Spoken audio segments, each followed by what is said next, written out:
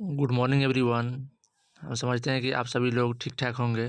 जैसा कि आप सभी को पता है कि सीटेट का एग्ज़ाम ख़त्म हो चुका है। पेपर सेकंड जो फर्स्ट सिटिंग में था और पेपर फर्स्ट जो सेकंड सिटिंग में था। तो आइए आप लोगों को हिंदी के आंसर की के बारे में बात करते हैं। जिसका लैंग्वेज 2 हिंदी हो, लैंग्वेज 1 में कुछ भी हो सकता है, संस्कृत हो सकता है, इंग्लिश हो सकता है, उर्दू भी हो सकता है, कोई भी लैंग्वेज हो सकता है, और लैंग्वेज 2 हिंदी हो। इसका मतलब कि 121 से 150 तक हिंदी होना चाहिए, उन्हीं को इस आंसर की से मिलाना है। सबसे पहले आइए आप लोगों को इस गद्यांश के बारे में देखा जाए। सबसे पहले हम लोग गद्यांश नहीं पढ़ना है, सवाल पढ़ना है। सवाल देखिए क्या कह रहा है। गद्यांश के अनुसार 2050 तक पानी का सबसे बड़ा संकट आने वाला है। तो इसमें दोस्तों भारत में आने वाला है। कहिए तो आपको इसमें दिखा देते हैं हम।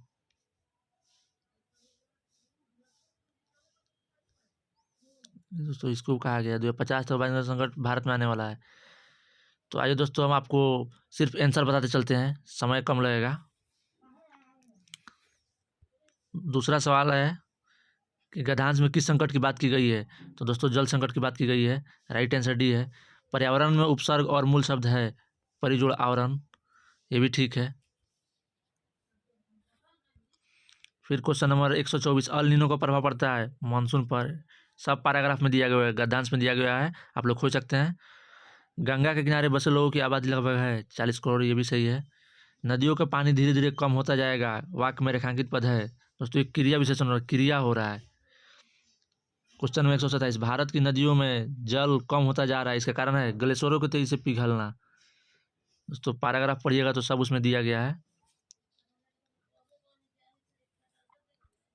अब क्वेश्चन नंबर 128, इस ग्लेशियर का 2.25 किलोमीटर हिस्सा पिघल कर गायब हो चुका है। देखिए दोस्तों यहाँ 2.25 किलोमीटर जो ये संख्या के बारे में बात की जाए तो ये होगा संख्यावाचक विशेषण होगा। अब 129 नंबर से इसमें भी गद्यांश को पढ़कर पूछे गए प्रश्नों का सर्वाधिक उपयुक्त विकल्प चयन करना है, जो 129 135 है, यानी 15 क्वेश्चन आपके गद्यांश पदांश से रहता है और 15 क्वेश्चन आपके पेडागोजी रहता है। तो आइए फिर इसमें भी देखते हैं हम लोग। फर्स्ट क्वेश्चन है, पाप और पुण्य दोनों की तुलना क्रमशः लोहे और स्वर्ण से। राइट आंसर डी होगा। इस संसार में कुछ भी अस्थायी है। दोस्तों ये एल सीरीज का क्वेश्चन है, एल सीरीज का। क्वेश्चन नंबर 131, गद्यांश के अनुसार पाप और पुण्य दोनों बंधन है। राइट आंसर ए होगा, 1 होगा। पाप और पुण्य दोनों अस्थायी है। राइट आंसर सी, 132 का सी। 133 में देखिए, स्वतंत्र का विलोम, इसमें बहुत लोग गलत किए होंगे। स्वतंत्र का लोग गुलाम मार दिए होंगे, हालांकि स्वतंत्र का डायरेक्ट आंसर देखिए तो परतंत्र, आज़ाद का गुलाम होता है और स्वतंत्र का परतंत्र। अगर परतंत्र नहीं होता तो गुलाम हम लोग करते तो कोई दिक्कत नहीं होता, लेकिन स्वतंत्र का परतंत्र होगा। Right answer C. पुण्य में उसके फल को हम स्वीकार नहीं भी कर सकते, लेकिन पाप के फल को स्वीकारना ही पड़ेगा। और समूह से भिन्न शब्द है प्यारा, स्वतंत्र, अस्थायी और फल। देख रहे हैं, फल है सबसे अस्थायी है। क्वेश्चन नंबर 136, विद्यार्थी अध्यापक द्वारा दिए गए आदर्श वाक्यों को दोहरा कर भाषा के प्रतिमान पैटर्न सीखते हैं। ये वाक्यों के कंठस्थ कर लेते हैं और सही तरीके से ड्रिल करने पर अपने अध्यापक द्वारा संकरात्मक पुनर्बलन प्राप्त करते हैं। अध्यापक द्वारा किया जा रहा है, इसका होगा दोस्तों संरचनात्मक उपागम। ठीक है, संरचनात्मक उपागम। 133 133 का आंसर ठीक है दोस्तों, परतंत्र ही होगा, परतंत्र होगा।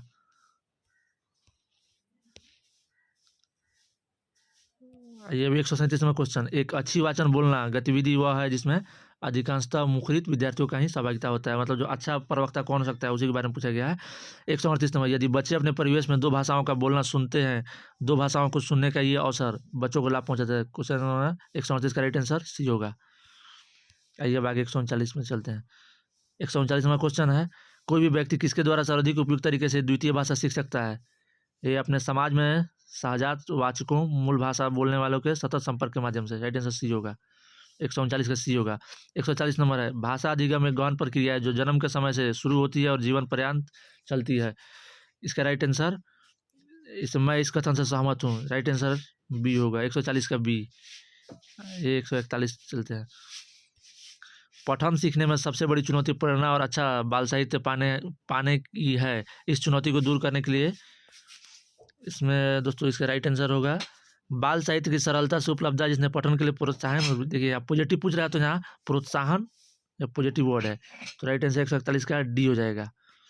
142 का एक अध्यापक ने कक्षा 5 के विद्यार्थियों को शीघ्रता से एक कहानी पढ़ने और उसके बाद 4 मित्रों को एक क्रम में लगाने के लिए कहा। इस गतिविधि को क्या कहा जाएगा दोस्तों? ये सारांशीकरण के लिए पठन का अभ्यास करवाना होगा। 142 का सी। 143 में क्वेश्चन है समग्र भाषा उपागम क्या है? ये अर्थ आधारित है, भाषा अर्थ आधारित नहीं होता है। राइट आंसर बी होगा 143 का। क्वेश्चन नंबर 144, बुनियादी चरण में आकलन के उपकरण और प्रक्रियाओं की अभिकल्पना इस तरह होनी चाहिए। क्वेश्चन नंबर 144, जो बच्चे अधिगम अनुभव का सहज विस्तार बन सके। राइट आंसर सी होगा 144 का सी। 145 नंबर, बच्चों का संज्ञानात्मक विकास और भाषा उस संस्कृति और समुदाय से घनिष्ठ रूप से संबंधित है जिनमें बच्चे रहते हैं। जाहिर सी बात है, जो लोकल लैंग्वेज होगा उससे बच्चा जल्दी सीखेगा, उसका विकास जल्दी होगा, तो 145 का ए होगा। और क्वेश्चन नंबर 146,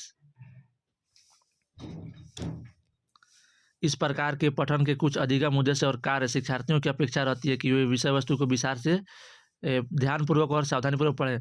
दोस्तों ये इसमें आनंद के लिए पठन ये तो नहीं हो सकता, निर्देशित पठन में नहीं होगा।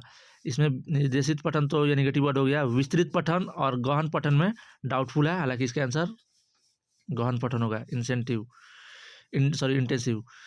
147वां सवाल, पाठ के आरंभ में एक अध्यापक ने अपनी कक्षा के शिक्षार्थियों को समूह में बांटा और कहा कि अभी हाल ही में पढ़े गए समाचार पत्र के रुचिकर आलेख के बारे में बात करें।